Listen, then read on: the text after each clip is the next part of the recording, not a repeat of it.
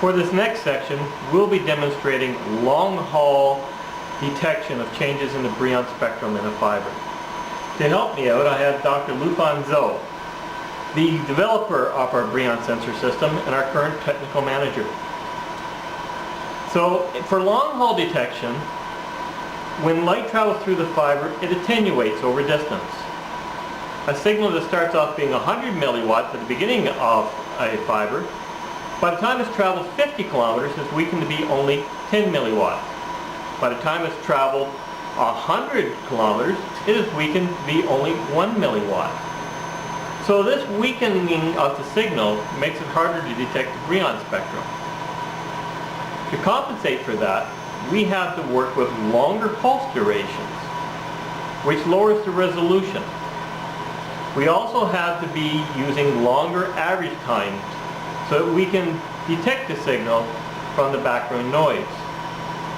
In this demonstration, we'll be showing how to detect changes in the Brillouin spectrum over different distances in the total fiber length, illustrating how the resolution varies with distance.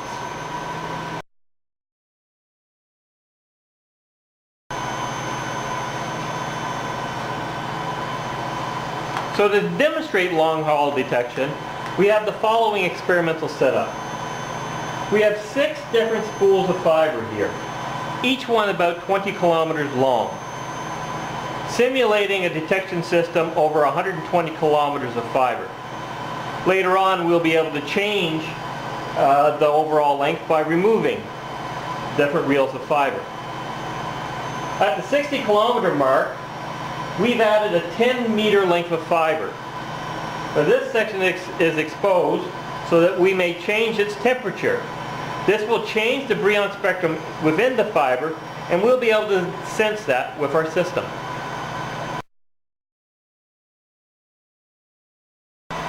Alright,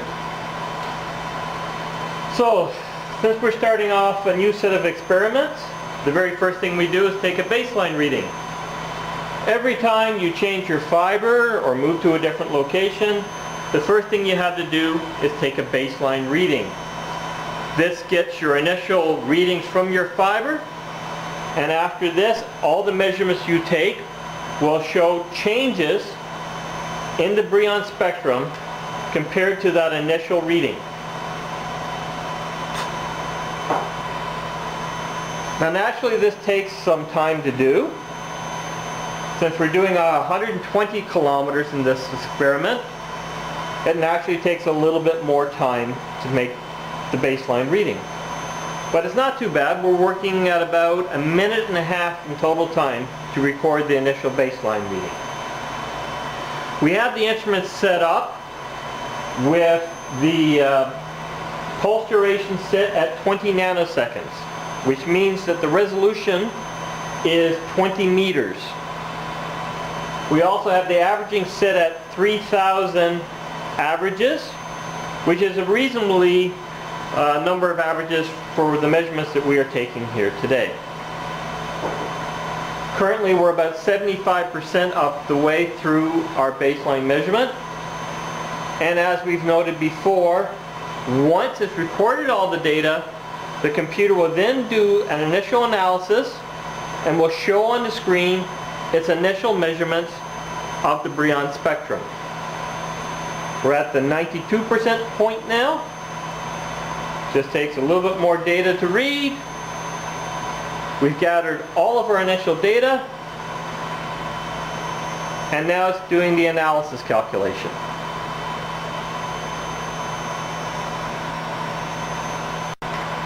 And up comes our initial Brillouin spectrum. You can see each of the 20 kilometer spools on here. They're all slightly different because they're wound slightly different when they wind the spools.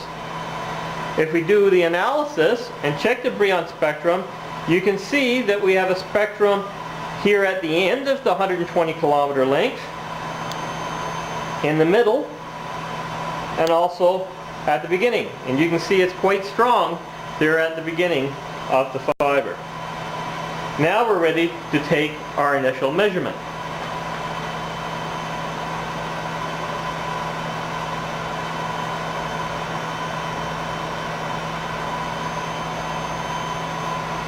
So for the purpose of this demonstration, we're just going to use the heat from Lufon's hand to warm the 10-meter length of fiber that we have out here exposed to show the measurement. So what we'll be measuring here is the actual heating that's being generated by his hand compared to the cool table underneath. Again, the section that we're dealing with is only about 10 meters long. So what we'll be seeing will be more or less an average temperature over a total of 20 meters over the region that we're heating. However, that is still enough to show you a real change in the temperature over that section. And we will be able to see a spike in our readout showing that temperature change.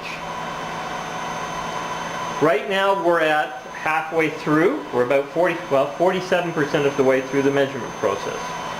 What you see on the screen is the individual response at different frequencies as the system is measuring the entire spectrum.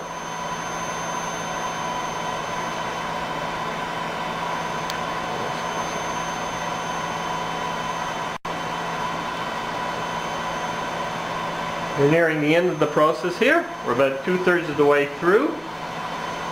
Again, the purpose here is to actually detect that something has happened at that specific point in the fiber. That something has gone to change that Brillouin spectrum in that region. We're now 90% of the way through the data gathering. 95%. We have all the data, and now it's doing the analysis.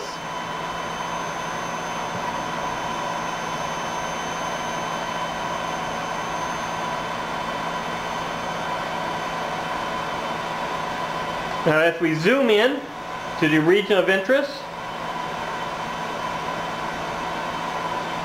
we'll see that there is a spike in the area that we heated the hand. As we said earlier, it's around about the 60 kilometer mark, and the temperature change is roughly 3 degrees compared to the initial baseline. And as you can see, it's well above the background noise variation in the rest of the fiber.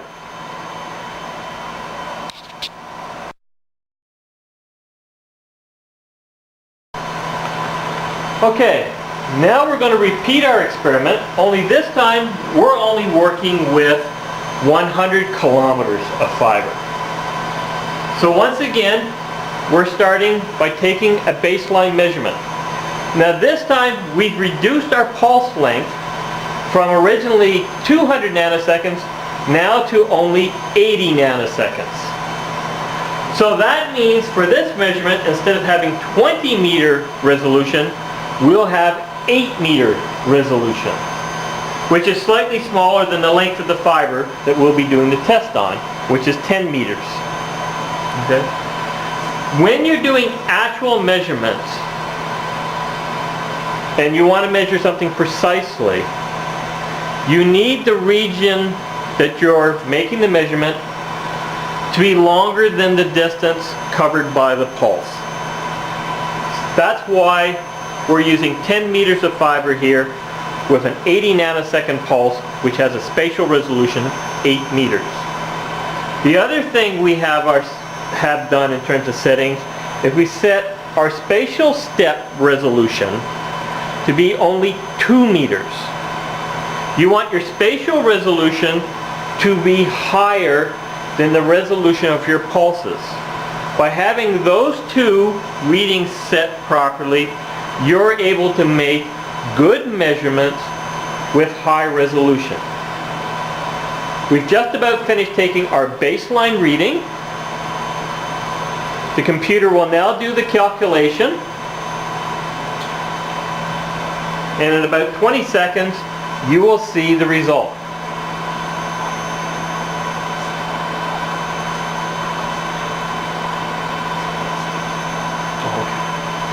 It's taking a little bit longer now to do the calculation than it did before because we've made our spatial resolution tighter, now only 2 meters. So there's more data points over which to make the calculation.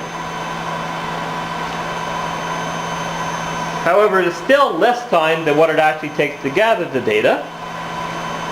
And in a moment, you'll see our baseline reading.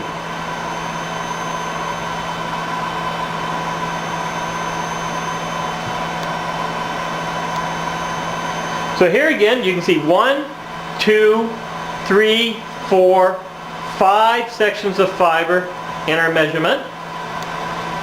And as we check, you can see that we have a Brillouin spectrum at the end of the fiber near the 100 kilometer mark. And as we go along, you can see that variation in the spectrum here in the middle and at the beginning. Notice how the peak is getting larger as we go along. Now we're ready to take an actual measurement showing the real change in the temperature of the fiber. So once again, we're going to be using Luffan's Han as the heat source. So we start off our measurements again, and we start gathering the data. Now that we're working with 8-meter resolution instead of 20-meter resolution, we should see a much stronger change in the Brillouin spectrum, showing a higher spike for the temperature difference. And this should be much closer to the temperature difference between normal body temperature, which is 37 degrees, and the room temperature, which is around 20 degrees. The number will probably be slightly less since the person's outside hand temperature is slightly cooler. We're about halfway through the gathering of the data.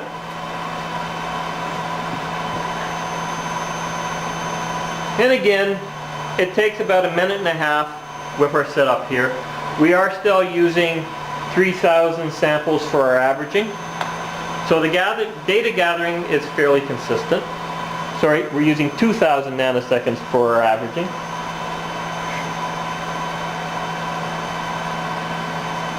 We're about 87% of the way through.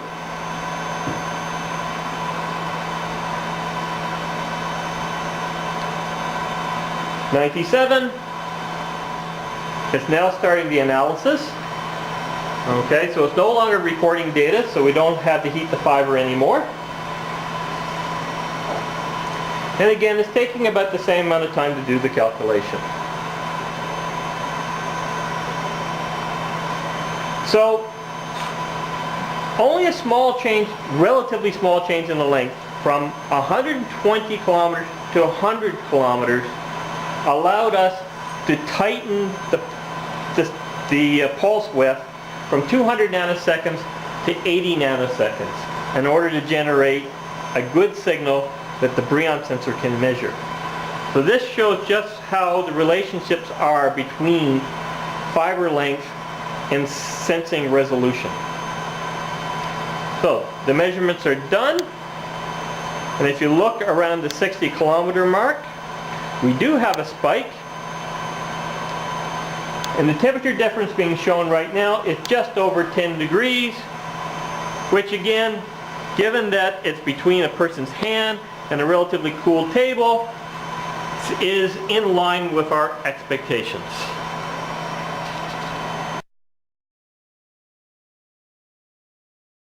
There we go.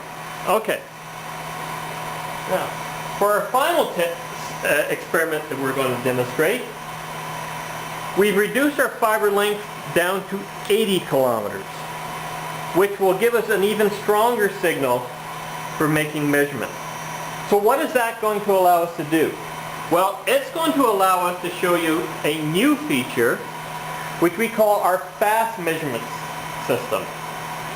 This fast measurement is very useful for things like fire detection in buildings, where you want to have a response much more quickly than the standard measurement system. Okay? So to begin with, we take a baseline measurement similar to what we do with our normal baseline measurement readings. We select, in this case, that the baseline measurement is for fast testing, and we start the measurement process. Again, we're going with 80 nanoseconds for our pulse width, 2 meters for our step size, and our averaging right now is set for 2,500. Okay, so this is similar to what we did before, but we're going to have a stronger Brillouin signal here, which is going to allow us to use this fast measurement system afterwards. Now, fast measurement isn't necessarily as accurate as normal measurement, but the trade-off is you get a response in a much shorter period of time. The initial baseline measurement that we takes as long as what normal baseline measurements take. You initially spend the time to get an accurate baseline reading. Once the instrument has spent the time to get this accurate baseline reading recorded, we save it. And we use that as our reference for all of our subsequent measurements. Okay? As long as we have a good baseline reading to begin with, our measurements compared to that baseline take place very quickly. This is the advantage of the fast measurement system. So here we are, we're getting our baseline reading. We're now about 64% of the way through. So you can see it does take roughly the same amount of time as before. We've taken about a minute so far, and as we had before, it takes about a minute and a half to take those readings. When we actually go to the fast measurement operation, you'll see just how much faster the whole system is. Not only measurement, but also analysis and generating a signal to say something has changed. So if speed is what you're mostly concerned with, the fast measurement technique will be very useful for you.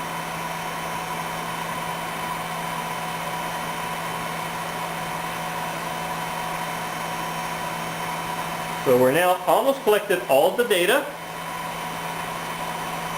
and now it's taking the time to do the analysis. Again, as I said earlier, the important thing is you get that take the time to get that good initial baseline reading. A good baseline reading is what makes this whole feature work well.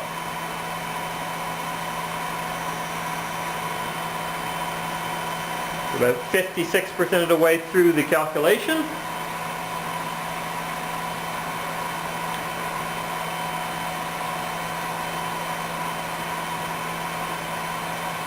So 80% of the way through.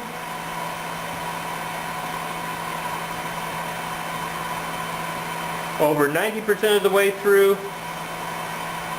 And now it's saved. So now we save this, and we save this file on our computer. Just give it a name.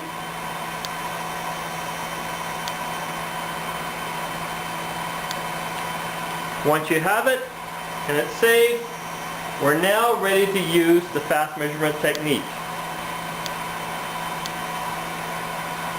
You can see in our baseline reading, by the way, how we now have 4 reels, each one 20 kilometers long. And again, you can see now that we have quite a nice strong Brillouin spectrum, even at the 80 kilometer mark, and it just gets stronger there.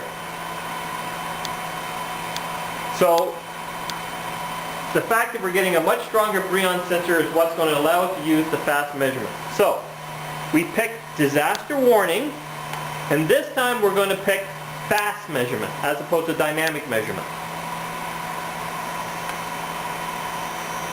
So here's our initial setup. We choose temperature. Lufan put his hand there to start heating the fiber, and we start a measurement process. So right away, you can see that it's gathering data quite quickly. Okay, we're already 45% of the way through the measurement. To be honest, we're going to be measuring fast enough that we're going to be measuring faster than what the fiber can sometimes respond to in terms of the heat signal. Already through the data gathering, we do the analysis, it's done, and if we zoom in onto the area of interest, we can see that we do have a spike, and it's showing a temperature change of 9 degrees, only slightly lower than what we did with our normal measurement system.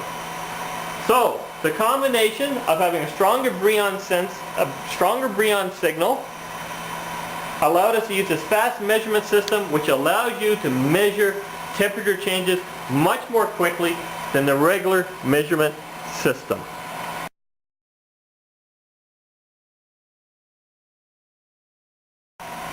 Now, just to show how fast this system is, we're going to start over and take two readings, one without the hand and one with the hand. So we're starting from the beginning again, using the baseline we already recorded.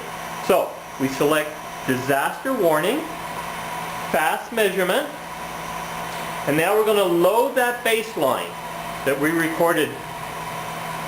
So we open it, we've loaded the baseline, we now select temperature, and we start making a measurement. So here we're taking the measurement without any heat source. So we're just going to see pretty much a flat line, and you'll see the noise in the signal. Fast measurement, again, is not as precise as regular measurement, but you get that advantage for speed. So if time is of the essence, and you're not trying to measure to better than the degree, then this works very well. You can see our signal here. The peak-to-peak noise level is on the order of 2 degrees. So now, that's our background. We're now going to take another measurement with Lufan's hand on the system. So again, we take the readings, and you can see again just how fast this whole measurement process is. Instead of taking over 2 minutes to gather the data and do the analysis, we are getting this done in a time frame of about 30 seconds. So this is much faster. And there you can see clearly the change in temperature occurring at the point where we are heating with our hand, well above the noise floor. So this just illustrates just how fast you can make measurements even over 80 kilometers of fiber and get good results.